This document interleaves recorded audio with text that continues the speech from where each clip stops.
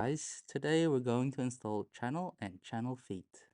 So you'll need your power tool, and then you'll need your SUNLOCK bit kit.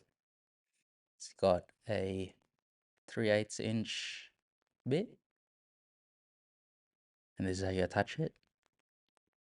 This is your 2 tin foot options. Most of the time you'll be using the 1 screw foot. And the reason why you'd use the double screw foot is to double the capacity without adding additional rail. Do note that if you're using the double screw foot, you will need a new penetration into the roof.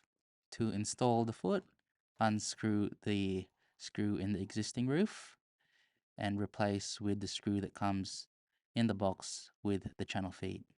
Replace the screw in the roof. Going back to the bit kit, there is a hex head which we'll use for most of the bolts on the system. Now that the feet are installed on the roof, loosen the bolts on the side of the foot and then slide in the channel onto the feet. And once it's in there, just tighten the bolts again to secure the channel.